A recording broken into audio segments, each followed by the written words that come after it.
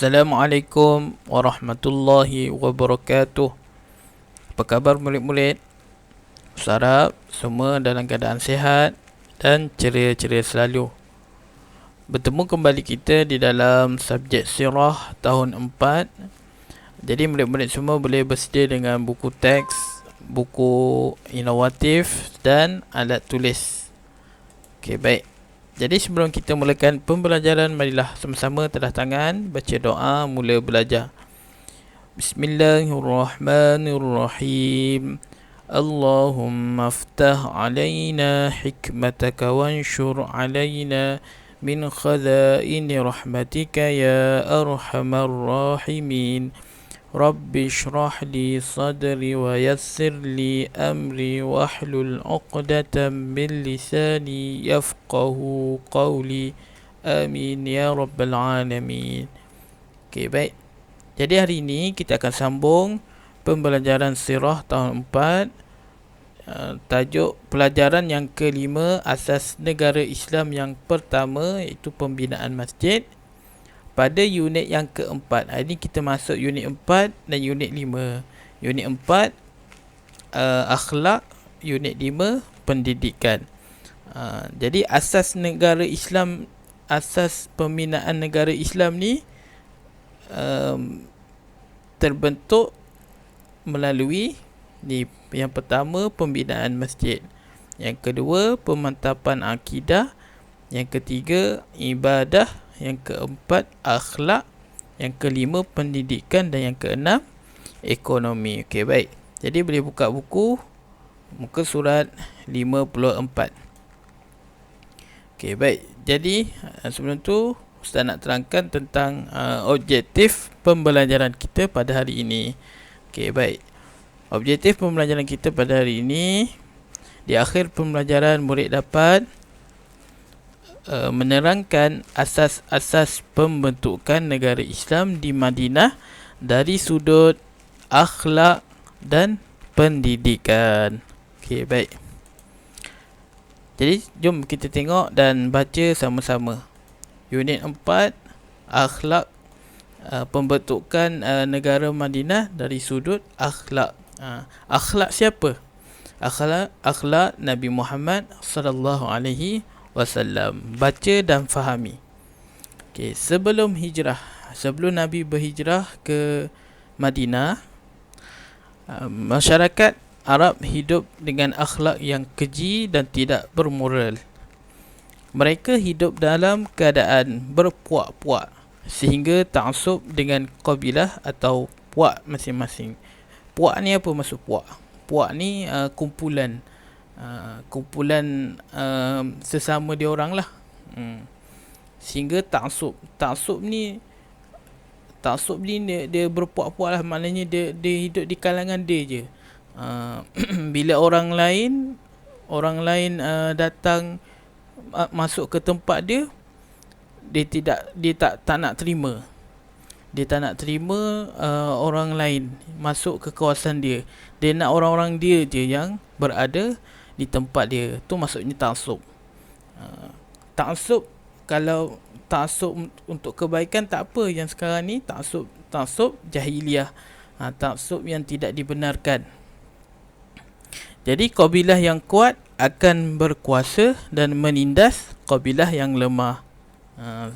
Maknanya sebelum hijrah, orang Arab di Madinah ni hidup dalam keadaan berpuak-puak dan akhlak mereka cukup-cukup keji dan tidak bermoral. Mereka menindas kumpulan siapa yang kuat akan menindas kumpulan yang lemah. Okey, baik. Kemudian tengok perenggan kedua. Apabila Islam sampai, Rasulullah SAW menyampaikan ajaran Islam dengan akhlak mulia dan menjadikan qudwatul hasanah, iaitu contoh teladan yang baik. Antara contohnya ialah baginda bersifat ikhlas. Ini contoh akhlak Nabi Muhammad. Baginda bersifat ikhlas, berkasih sayang, adil, belas kasihan dan sifat-sifat terpuji yang lain. Okey, yang ni murid-murid boleh garis. Ini contoh akhlak mulia Nabi Muhammad sallallahu alaihi wasallam. Nabi Muhammad dia menunjukkan contoh tauladan yang terbaik kepada masyarakat Arab. Akhirnya sifat-sifat mazmumah. Sifat mazmumah ni apa? Sifat yang terkeji lah. Sifat keji seperti menindas, zalim, tidak menghormati kaum wanita dapat dihapuskan. Dengan akhlak Nabi Muhammad sallallahu alaihi wasallam ni, maka sifat-sifat terkeji, sifat-sifat mazmumah, dia mazmumah kalau yang baik mahmudah, kalau yang buruk mazmumah. Jadi sifat-sifat mazmumah yang keji ni dihapuskan bila mana Rasulullah sallallahu alaihi wasallam berhijrah ke Madinah. Okey. Seterusnya tengok muka surat 55. Salah satu contoh terbaik yang ditunjukkan oleh Rasulullah sallallahu alaihi wasallam ialah membalas kejahatan dengan kebaikan. Kalau kita agak-agaknya boleh tak kalau orang buat jahat kat kita, lepas tu kita balas kebaikan kepada orang tu, agak-agak kita boleh buat tak? Okay, kita tengok cerita ni. Okay. Diriwayatkan oleh Imam Ahmad dari Anas bin Malik bahawa seorang Badawi, orang Badawi ni orang kampung lah, orang kampung Madinah. Seorang Badawi telah bertemu Rasulullah sallallahu alaihi wasallam lalu merentap. Merentap ni dia menarik.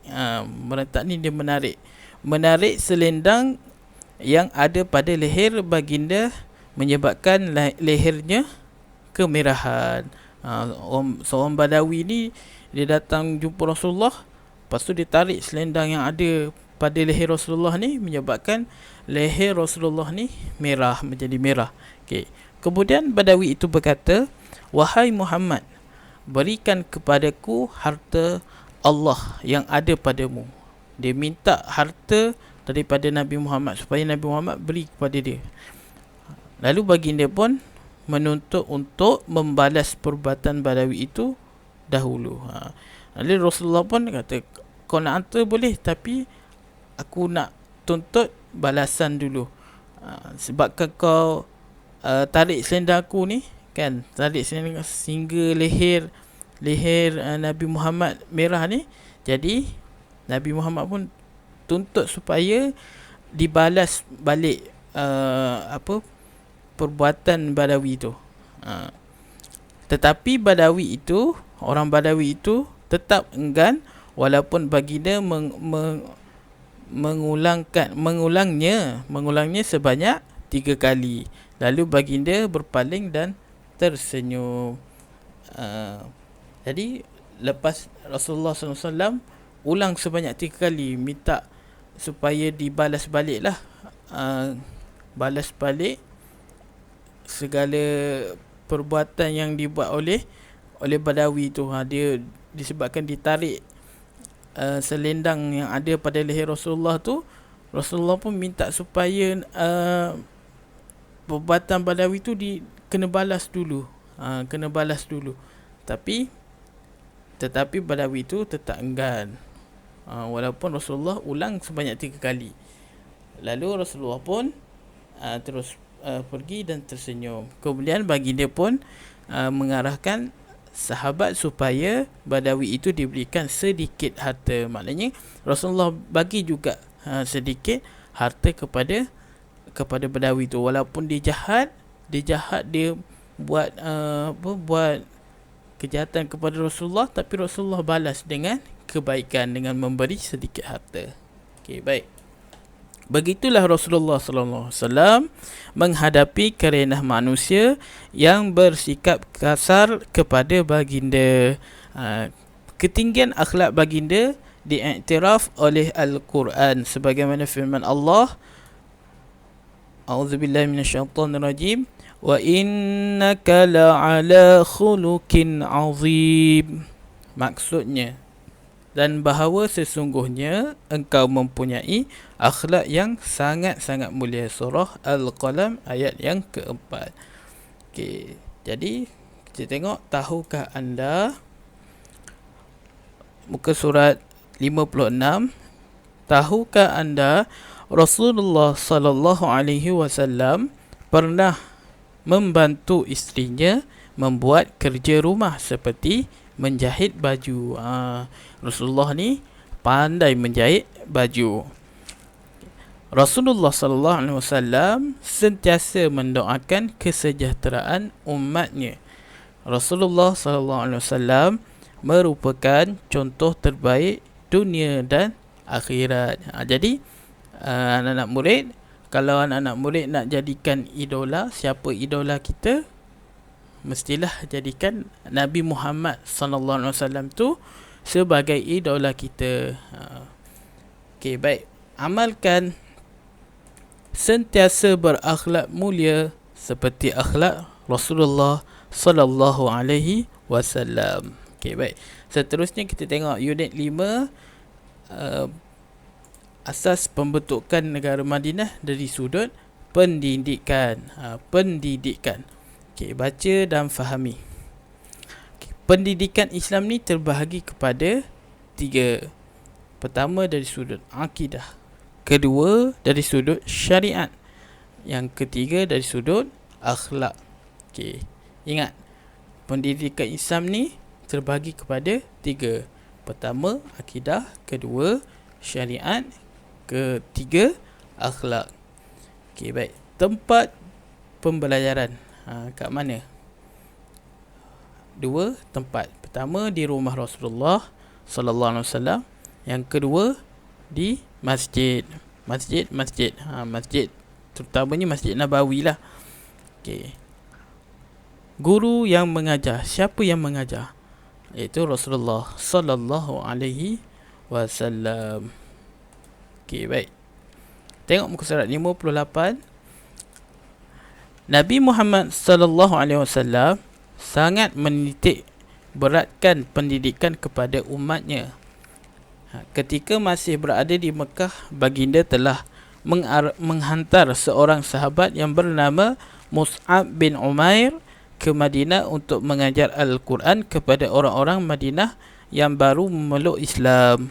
Maknanya Rasulullah ni menitik beratkan tentang pendidikan. Semasa Rasulullah berada di Mekah, Rasulullah dah hantar seorang sahabat yang bernama Mus'ab bin Umair ke Madinah untuk mengajar Al-Quran kepada orang-orang Madinah yang baru memeluk Islam. Okay, jadi murid-murid boleh garis ni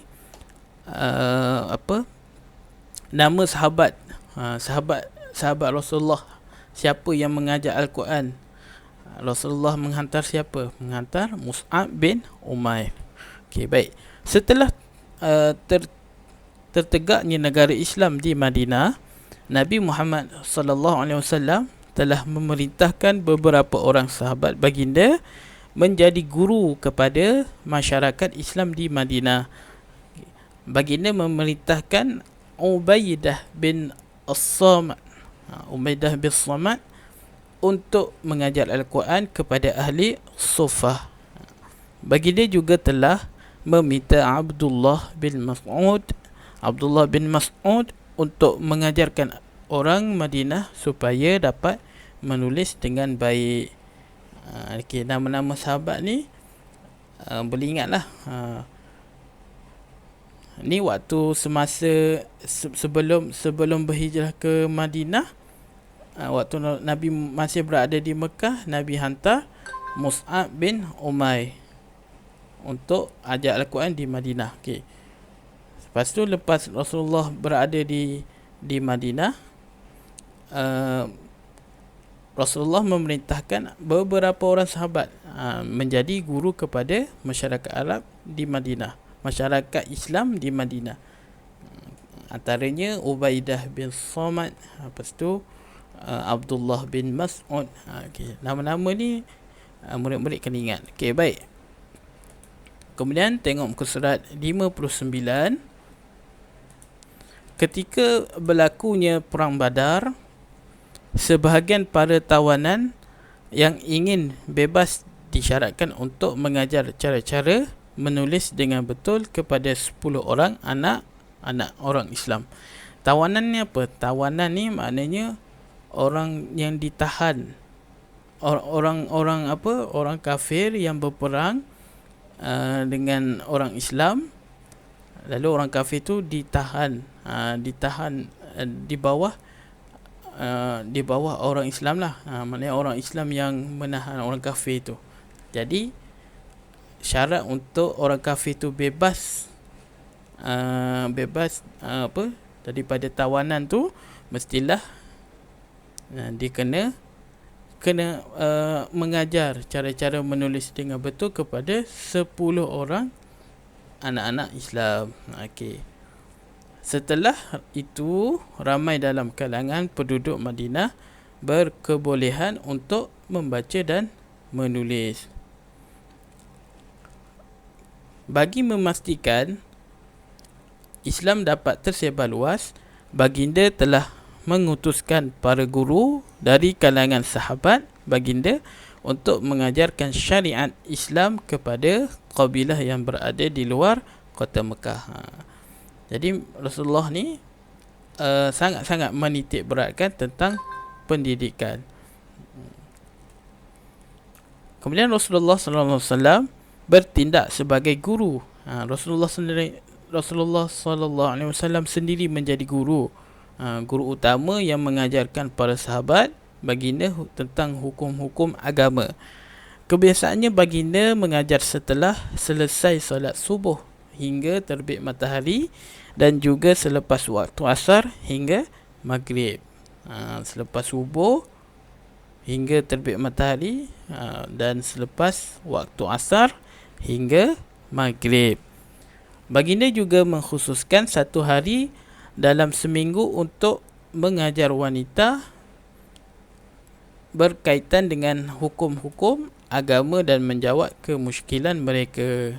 Satu hari dalam seminggu ni Rasulullah peruntukkan masa untuk mengajar orang perempuan saja, mengajar wanita saja, menerangkan tentang hukum-hukum berkaitan dengan wanita lah, dan menjawab kemusykilan para wanita. Okey, baik. Jadi seterusnya, tahukah anda Sayyidatina Aisyah adalah seorang sahabat yang sangat mendalam ilmunya.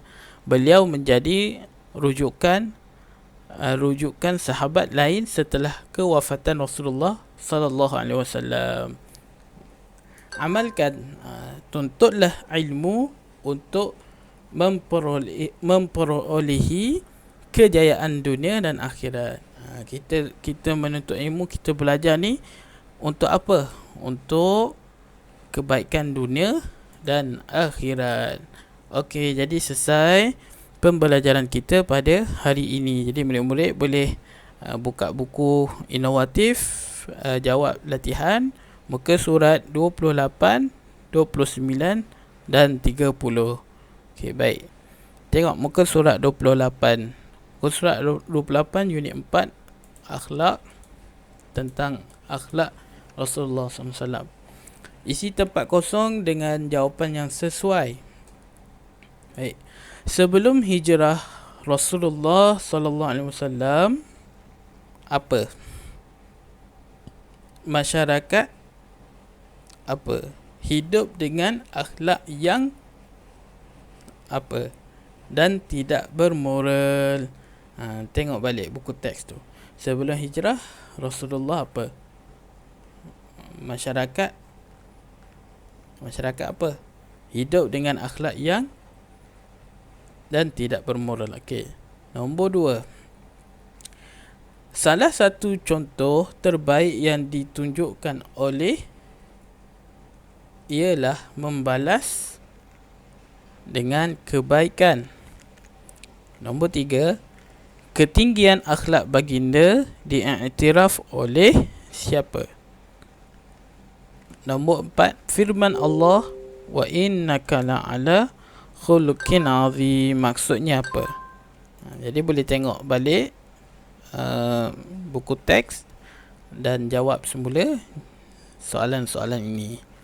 Okey, kemudian unit 5 dari sudut pendidikan. Pendidikan Islam terbahagi kepada 3. Tuliskan semula apa itu pendidikan Islam. Kemudian bawahnya isi tempat kosong lah semua ni. Okey, lepas tu muka surat 30, tulis betul atau salah pada penyataan di bawah. Nabi Muhammad sallallahu alaihi wasallam sangat tidak menitik beratkan pendidikan kepada umat Islam. Betul atau salah?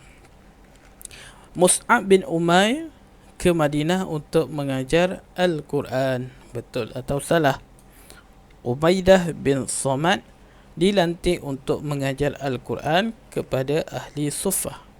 Betul atau salah? Abdullah bin Mas'ud mengajar orang Madinah untuk menyayangi.